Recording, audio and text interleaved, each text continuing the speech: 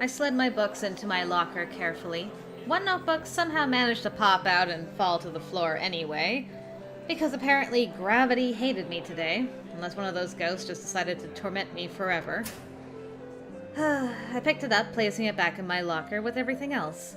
Shutting the door, I rubbed at my eyes tiredly. So glad the day is nearly over. I wrinkled my nose as the smell of oranges wafted to me. I'd washed my hands 4 times since art, and the smell still wouldn't go away. I looked down the hall toward the school library, contemplating my free period. All last week and the start of this week, I'd been spending my free period in the library reading or studying, but it's not like that was required. I could go anywhere I wanted, even home. If I'd had a car. Maybe I should try to go up to the club room today instead. I usually didn't go up until it was actually time for club activities, and I use that term loosely since it didn't seem like there were actually official club activities this time of year. Allie and a lot of the other club members were busy helping the agency prepare for Samhain. Apparently, several of them were official interns at the office there, so they got to do a lot of errands and legwork for the agents. Allie still hadn't fully explained what preparing for Samhain entailed, but I did know that some kind of surge in magic energy led to a sharp increase in paranormal activity around the holiday. Their work had something to do with that. Regardless, it meant that I was usually left alone during the actual club time, at least for the time being. I spent my time up there buried in books, ostensibly researching my Fae origins and searching for any hint of what may have occurred 5 years ago to cause Spencer's partial blindness and my selective amnesia. No luck yet, honestly. But if I went up there during my free period, I could probably get in some extra research time instead of just relying on the 1 hour after school. Considering the lack of general progress I'd been making on that front, I could use it. I reached the bottom of the stairs and peered up the stairwell. No one in sight, as usual. I started up. I didn't mind the reading I was having to do. It was actually interesting in a way, learning about all sorts of trolls, goblins, and pixies. All sorts of other things I'd never thought of as real, yet they were now serious topics of research. It was cool to a certain point, but there was always a bit of anxiety lurking at the back of my mind. I didn't really know how to describe it. I'd spent so much time convincing myself that my past disappearances were just a freak occurrence or something, that Spencer's eye injury had nothing to do with me. And now, well, having to face the possibility of that being completely wrong, having to face the possibility that the rumors were actually on the right track, it was tough. And the club members were nice, all of them. They were accepting, encouraging, and interested in what I was doing. But that was kind of the problem. Having them constantly asking about my research and just kind of involved in all this was stressful. I wasn't used to people being involved in my business, much less this particular business. Last time people got involved, it hadn't gone well, and it was hard to forget all that old anxiety and just let people in this time because apparently, in this community, this sort of thing was normal. I paused midway up and wondered if I should just go back down to the regular library for now. But no, I really needed some extra reading time. My research wasn't going anywhere. I mean, it had only been a week, but I had nothing to show for a week of reading on fairies. I was trying to focus on specific topics like fairies and blindness, fairies and amnesia, fairies and getting lost in the woods for 2 weeks, then returning out of the blue, and how that could ruin one's relationship with siblings, thus turning them into paranoid bullies. That one in particular didn't yield a lot of results for some reason. Somehow, none of the dusty old books I borrowed from Velos hit on that topic. Very strange. Not to mention how there were the things that kept popping up and insisting I shove them to the top of the priority list. I wouldn't worry about it. It sounds like some kind of household spirit, like a brownie or something. Ah, the brownie. You wouldn't worry about some creature living in your house? Well, they're harmless, and from what I gather, most of the houses in our neighborhood have them. So there probably is one in my house. They actually do chores and stuff if you stay on friendly terms with them. I don't know, I can't really see them. Really? Well, I mean, they're Fae. Fae are really good at not being seen by humans. But you're a witch. Witch or not, I'm still technically human. The fact that you can see it probably just means that I'm Fae. I know. It's weird there are cryptics that some other cryptics can't see. We're not a monolith. Ghosts, fae, and other creatures that are non-corporeal or are just good at hiding can typically only be seen by their own kind or by humans tuned to their wavelength. The more your powers awaken, the more you'll probably be able to see fairies and fae-like creatures. Great. That pushed reading about brownies to the top of the research list just so I wouldn't end up on a chair screaming in a panic the next time it creeped through my room. Again. Let's read all about brownies. Not the delicious kind either. No, we read that one. There we go. Brownies are a form of guardian spirit from the tutelary spirit category. They share this category with a variety of fae and hobgoblins who tend to guard specific locations or households. How friendly these guys are kind of varies by type, but brownies are usually considered benevolent spirits. Some lore states that an angered brownie becomes a boggart, but other stories treat brownies and boggarts as entirely different species. And Allie hadn't been wrong about me seeing more and more of them in general. I didn't know anything about awakening powers, because I had yet to manifest anything one could call a power. But I was definitely seeing more weird things. Some were just shadows, and a lot of them skittered around in the corner of my vision, so I couldn't get a close look at them. I could hear them, though. And I could feel them, which was sometimes worse. And they were everywhere. Home, in town, school. But the fact was that the school itself had started to feel strange, and I didn't know what that meant. How had I spent so much time in this building during middle school and never noticed it? There had always been weird stories, but those were just stories. Now the stories were infecting my reality, and I didn't like it. Like, how did I not notice the corner down by the janitor's closet was always dark, even when the lights were on? And how did I not notice how cold the music room was all the time? Or all the weird little drafts in the hallways or on the stairs? And what did any of this have anything to do with fairies? If I was a fairy, why did I have to see creepy things too? I reached the top of the stairs and shivered as I looked down the long hall. There's that same cold spot right at the top. The fourth floor was the worst. I hated coming up here alone. I blew my hair out of my eyes and headed to the club room. I was surprised to find William there, seated on the sofa reading. He looked up with equal surprise when I walked in. Hi! I didn't really expect anyone to be here. I come here sometimes. I have a free period right now. Me too. I thought I'd come up and read here instead of going to the library downstairs. I hope I'm not interrupting. Of course not.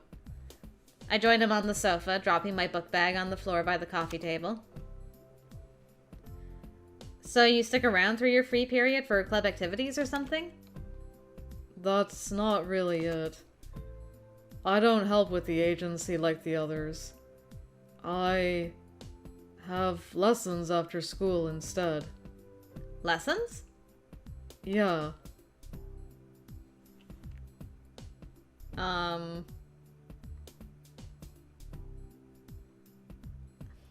I still don't know how much to pry. I mean, William's not a very forthcoming person. Maybe it's taking an interest in him if we're like, well, what kind of lessons? This might be useful knowledge for Spencer in future, potentially. Okay, she asked in a nice way. That's good. What kind of lessons? I mean, if it's okay to ask. If it's not okay, you can just tell me to shut up. I wouldn't tell you something like that. I gave him a teasing grin and a wink. That's because you're too nice. Sometimes I definitely need to be told to stop talking. I don't know if you've noticed, but sometimes I ramble. Kind of like now, actually, where I kind of struggle to find a natural stopping point for my thoughts. So I just keep going. And going. And... Okay, I'm done. Shutting up now. Nice. It wasn't quite a laugh, but it was a chuckle. Sort of. I don't mind if you ramble a little. It's, you know. Cute. He shrugged and smiled slightly. This is fine. You wanted to say it was cute. Don't deny it. It's fine. Well, I'm glad there's one person who doesn't mind. I get lessons on controlling my abilities. Abilities? You mean your ESP? He nodded. I'm good at suppressing it, but that's not really the same as being able to control it. Okay. I didn't actually fully know about William's abilities. I knew a lot of Espers had abilities that extended into telepathy or even telekinesis, but William had never gone so far as to explain his to me. We'd really only ever talked about the ghost things, whatever they were. That said, I'd gotten the feeling a few times that he was able to read my thoughts. At the very least, he seemed to respond to them sometimes. But I didn't really know how far his powers went. I actually found the idea of ESP almost more fascinating than magic in a way. So, suppressing your abilities. That just means restricting or keeping a lid on it, is that it? Something like that. Controlling it means using it functionally. It's important because, well, for people like me, suppression has its limits. It can still slide out of control if our emotions get the best of us. Or if we try to use it but can't do it well.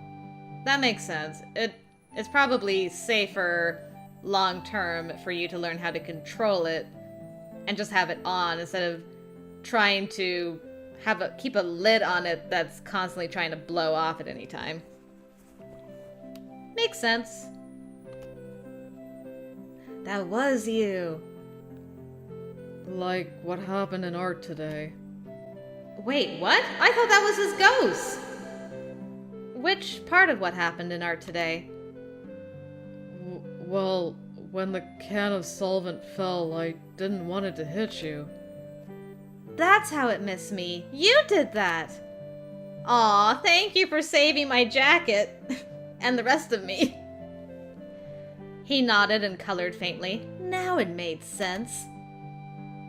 I was wondering. I mean, I just noticed how it kind of moved to the side at the last minute. But I messed up and flipped over the pastels and other things. And made a huge mess. Well, now I'm really glad I cleaned up for you. 'Cause, man, you saved me, dude. It wasn't that bad. I mean, that mess could have easily been caused by someone bumping the table. Besides, you still kept a can of paint solvent from falling on me. I mean, thanks. You don't have to thank me. I just didn't want to let them... You know. Them. The ghosts, I assume. So they were the ones who turned over the can in the first place. Jerks. I shot him a smile. William was always more talkative up here, when I saw him anyway. Well, probably helps not having his entourage with him. I suppose that if he didn't have to worry about his ghosts being brats and throwing cans of solvent at people, he was more comfortable being himself. I was glad I'd come up here if it meant we could chat for a little while. Actually, I wanted to apologize about Art. Apologize? Why? Well, you had to clean up and then everything else. I didn't mind cleaning up. It wasn't that big a deal. I mean, my hands do still smell orangey. I think I said smelly orangey. Hold on. Do still smelly orangey. They do still smelly orangey. But it still wasn't a big deal. You don't have to apologize for that. I'm sorry. I said you don't have to apologize. I should be the one apologizing, probably. If I hadn't spoken to him, then none of this would have happened. Then again, I don't want to apologize for just talking to him. I shouldn't have to. No, you don't have to apologize. Not at all.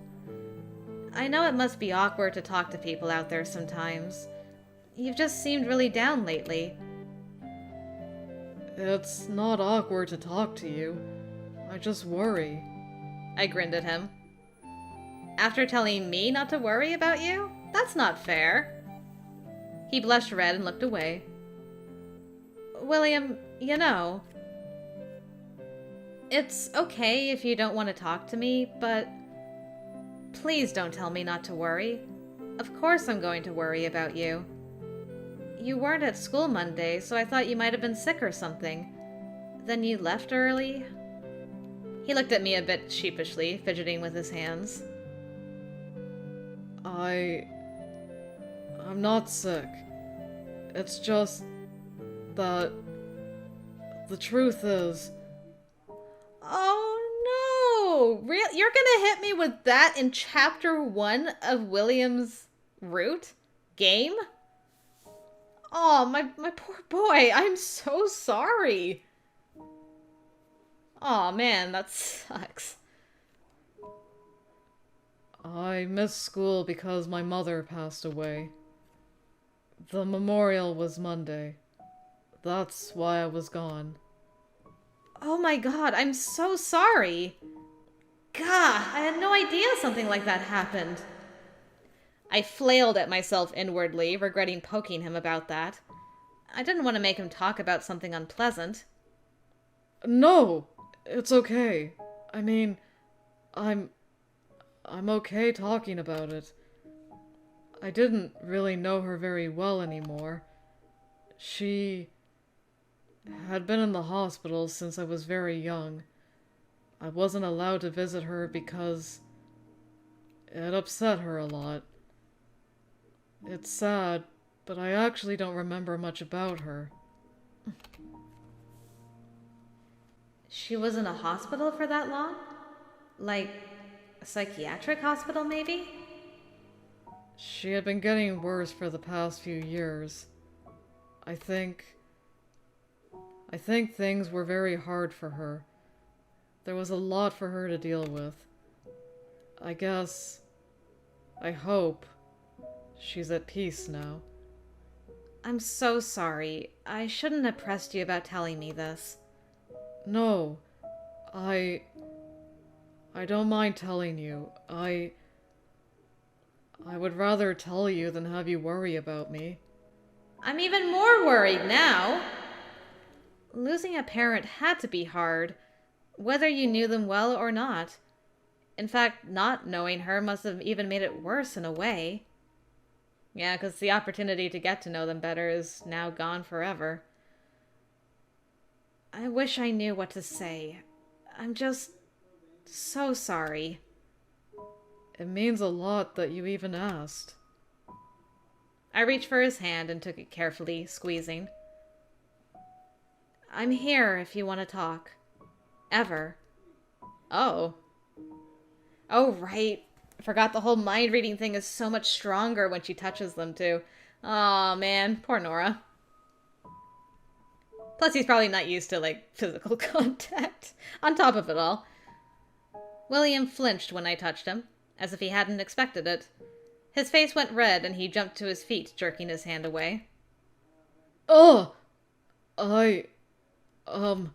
Sorry! Shoot, did I offend him? No! I'm sorry. You don't... Aw, William, no, I'm sorry. I'm in a fae body. It's complicated. Sweet boy! Before I could even finish, he fled to the library, face and ears bright red. Don't forget...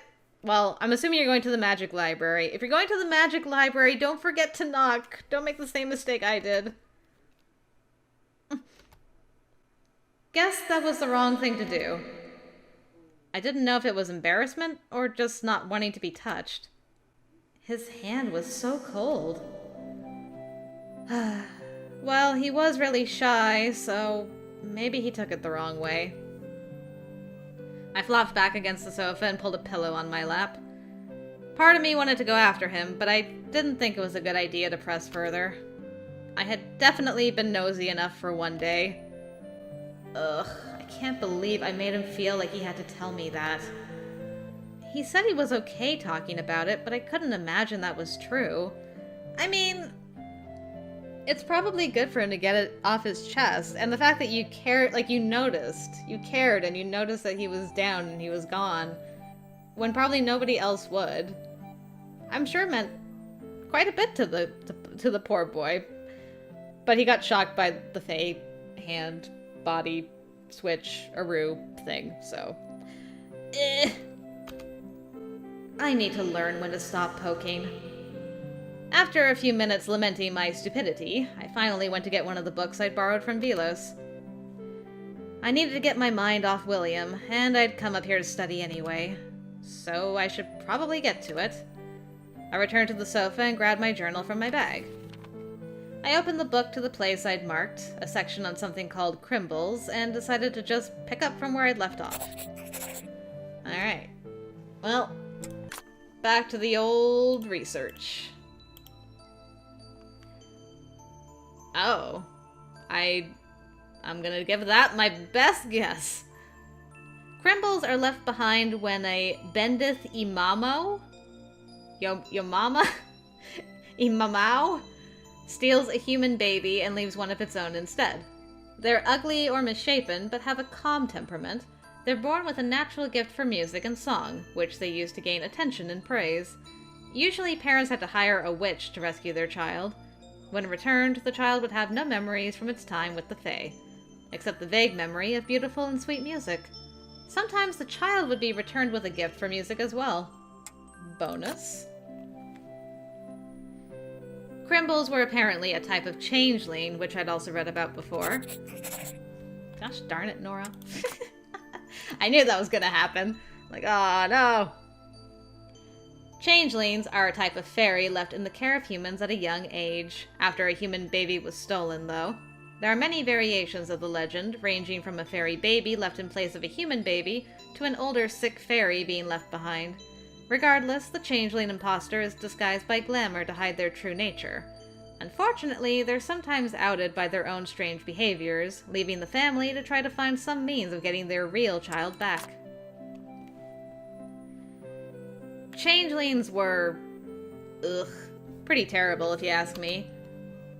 Changelings, huh? There were a lot of different versions of those, but the most basic version was that fairies sometimes stole human children, usually infants, and replaced them with a fairy. Theories varied on why they did this. The stolen children were thought to potentially be used as breeding stock to rejuvenate the fairy race. Sometimes they were just used as servants, and in some stories they were actually given over as some sort of payment to hell. Oh goody. Charming. Crumbles were a variation of that. Apparently, if the human family were ever able to get their baby back, it wouldn't remember anything from the period of time in which it had been gone. I marked that down as something of note. It didn't really match my story at all, except there was a connection with amnesia. It was a tenuous connection at best, but still worth noting so I could maybe look into it deeper later on. The lack of headway in my research was pretty frustrating. At this point, I was just desperate for any straws I could possibly grasp at, no matter how faint the connections. I wonder how long it'll take for her to learn about herself being a changeling this route. I flipped the page over, scanning it for anything useful. There was something about a type of goblin. Then fairy cows that lived in the sea, because those were a thing apparently.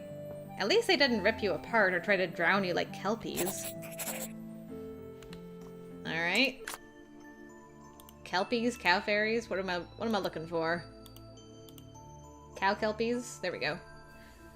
Kelpies are a type of water fairy that disguise themselves as beautiful horses to entice people to ride them. Of course, if anyone is dumb enough to try, the horse rushes into a nearby body of water and rips them apart, drowns them, or devours them. Or all of the above. As a rule of thumb, never try to ride a weird horse, I guess, no matter how pretty.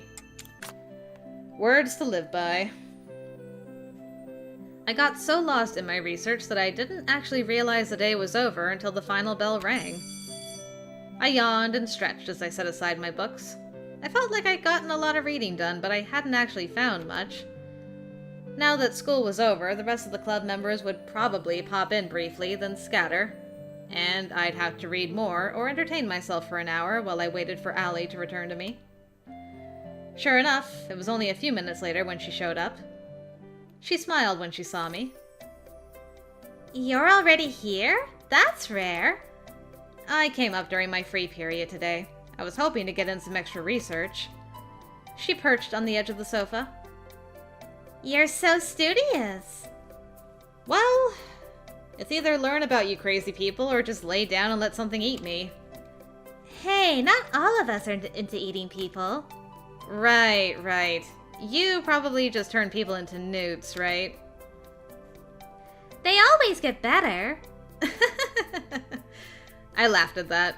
Which or not, at least she still played along with all my dumb jokes.